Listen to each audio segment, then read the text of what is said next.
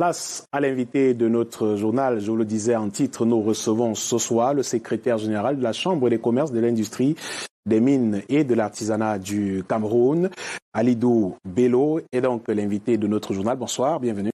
Bonsoir, monsieur Tiptio. Merci d'avoir accepté notre invitation et vous nous parlerez ce soir, bien sûr, de ces élections qui se préparent à la Chambre des commerces du Cameroun, au moment où, pour la 5e fois, depuis les réformes des statuts de la Chambre des commerces du Cameroun, en 2011, on se souvient bien, des ressortissants se préparent à aller demain, mardi 7 juillet, renouveler les membres de son assemblée plénière. En votre qualité de secrétaire de la commission électorale, pouvez-vous nous dire quels sont les réels enjeux de ce scrutin? Merci, monsieur Tiptio, pour l'occasion donnée, pour l'opportunité donnée. Avant de répondre à la question, permettez-moi de vous dire que la Chambre de commerce est une vieille institution qui a été créée en 1921. Donc, en 2021, elle va fêter son centenaire. Donc, cette institution, comme vous venez de le dire, a été réorganisée en 2001 par un décret du président de la République. Également, en 2001, le président de la République a pris un décret qui fixe les conditions d'élection des membres à la CECIMA. Alors maintenant, revenons à votre question, les enjeux, sur les enjeux du scrutin. Sur les enjeux du scrutin, j'en donnerai quelques trois. Il faut d'abord noter le premier enjeu, c'est une exigence réglementaire, les textes que je viens de citer. La mandature 2016-2019 est terminée et arrivée à son terme en avril 2019. Il fallait donc, en avril 2020 autant pour moi, il fallait donc organiser les élections consulaires pour renouveler les membres. Donc pour dire que depuis pratiquement 2001, la Chambre n'a pas dérogé à ces principes de respect de ces textes organiques. Un deuxième enjeu porte sur l'aspect sécuritaire et puis qu'il s'agisse de la sécurité au niveau des régions NOZO ou bien des conséquences de la lutte contre Boko Haram ou bien de la pandémie du Covid qui sévit dans notre pays. On s'est dit que l'institution consulaire doit continuer à remplir ses missions et pour lui permettre de remplir ses missions, il faut qu'il ait ses membres. C'est ces membres-là qui, à travers ces organes de décision, prennent des décisions qui sont mises en exécution. Alors, un autre enjeu, c'est le rôle que joue la Chambre auprès du pouvoir public, à savoir être le bras séculier de l'État auprès du secteur privé. En ce sens, recueillir les doléances, défendre les intérêts de ces ressortissants et puis les porter auprès de l'État. Pour faire cela, il faut qu'il y ait des membres, il faut qu'il y ait des hommes qui interviennent. Voilà les enjeux. Tout à fait. Maintenant, sur le processus électoral, pouvez-vous nous dire comment est-ce qu'il se déroulera demain? En fait, le processus électoral pour les élections consulaires, c'est tout un ensemble de procédures. Déjà, il faut donc dire qu'à la tête du processus électoral, il y a la commission électorale, qui est un organe paritaire composé du secteur public et du secteur privé. Au rang du secteur public, vous avez le ministère des Mines, de l'Industrie et du Développement technologique, qui est le président de la commission électorale, et le ministère de Justice, à travers le président de la Cour d'appel du littoral, qui en assure la vice-présidente. Là également, vous avez le MINAT, le ministère de Commerce, le MINFI, qui siège dans la commission. Et maintenant, au rang du secteur privé, vous avez le syndicat des patronats, le JICAM, le Synduscricam, et la FENAP et le JIPA. Ce sont des fédérations des PME ou bien fédérations des artisans. Donc la Chambre elle-même est représentée dans la commission électorale. Et le secrétariat de la commission est donc assuré par notre modeste personne, le secrétaire général de la Chambre de commerce. Alors une fois parlé de la commission, sur les spécificités de ces élections consulaires, il faut dire que c'est des élections qui se tiennent chaque 4 ans. Je l'ai déjà dit. C'est un scrutin des listes. C'est un scrutin des listes tenant compte de 9 sous-sections. Donc, ce n'est pas un scrutin à une seule liste.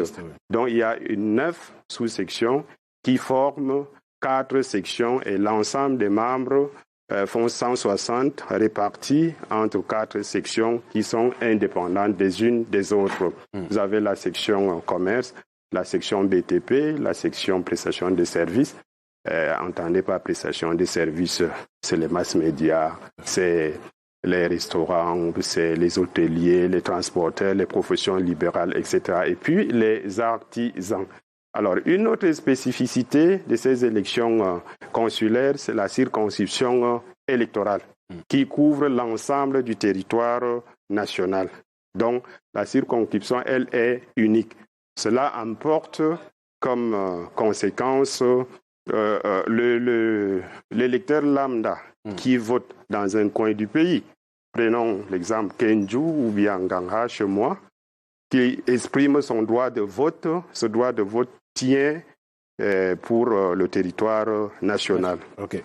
Alors, voilà en quelque sorte des spécificités de ces élections du processus. Bon, le processus électoral, vous me permettez? Oui, rapidement, parce que... Oui, rapidement, effectivement. Le processus électoral en fait, il y a un acte qui met fin au processus électoral. Je vous ai parlé de la commission électorale qui est l'organe qui est chargé de diriger au bout à bout les élections consulaires. Alors, elle recense les votes, publie les résultats et puis transmet le rapport général à la présidence de la République. Donc, à partir de demain, la commission électorale dispose de 15 minutes pour transmettre, pour publier les résultats, élaborer le rapport général et transmettre à la présidence de la République, qui, à son tour, dispose d'un délai de 30 jours pour désigner parmi les 160 membres le futur président de la CECIMA. Et cet acte du président de la République est très important en ce sens qu'il déclenche la fin du processus électoral. Le président ainsi désigné donc convoque l'Assemblée plénière constitutive à l'effet de valider les mandats des élus et de procéder à des élections internes pour mettre sur pied les organes dirigeants de la CECIMA. Pouvez-vous nous faire l'état des lieux à date des préparatifs de ces élections consulaires pour la mandature 2020-2023? Il faut dire que les préparatifs ont commencé depuis longtemps. Arrivé à la date d'aujourd'hui, nous sommes fin prêts pour la tenue des élections demain. Du point de vue logistique, du point de vue des ressources humaines, les charges de mission sont envoyées dans les différentes délégations pour appuyer nos délégations pour gérer les bureaux de vote. Les présidents des bureaux de vote, qui sont ici désignés par les présidents de cours d'appel, sont tous connus avec les secrétaires. Les scrutateurs seront désignés parmi les électeurs qui sont inscrits sur la liste électorale demain. Donc, point besoin de dire également toutes les mesures sont prises par rapport au respect des mesures de distanciation et puis des mesures barrières et puis tous les électeurs sont obligés de porter leur masque pour venir exprimer leur droit de vote. Un mot de fin peut-être, Monsieur le Secrétaire Général, pour les futurs élus et même ressortissants de la CECIMA. Merci. S'il y a un mot de fin pour les futurs membres élus de la CECIMA, c'est qu'ils puissent permettre à l'institution consulaire d'assurer son rayonnement en étant plus proche d'elle. Et puis aux ressortissants, c'est déjà d'aller exprimer leur droit de vote, demain, et puis de se rapprocher de l'institution consulaire qui dispose des outils nécessaires pour les accompagner. Et si vous permettez, un mot de remerciement à certains acteurs qui interviennent dans le processus électoral. Je pense à ELECAM qui a mis à notre disposition des urnes et des isoloirs et les autorités administratives, les forces de maintien de l'ordre qui nous accompagnent dans le cadre de la tenue de ces élections. Merci, Monsieur le Secrétaire Général, d'être venu dans ce journal. Alidou Bello, je rappelle que vous êtes le secrétaire général de la Chambre des commerces, des industries, des mines et de l'artisanat du Cameroun. On souhaite une bonne élection demain. Merci. Merci. La suite de ce journal, je vous le disais en titre, en l'espace de 2 mois, pas moins de 4 féminicides ont été enregistrés dans notre pays. Souvenez-vous, 4 jours plus tôt, nous vous parlions de Larissa, brûlée par son ex-compagnon à Yaoundé. Après quelques jours d'hospitalisation, elle a succombé à ses plaies. Un meurtre qui a suscité pas mal de réactions, de colère à cette recrudescence de crimes de ce genre. Un phénomène difficile à comprendre. Aimé Catherine Moukouri et Armand Pagnan ont rencontré des spécialistes de la question. Suivons plutôt.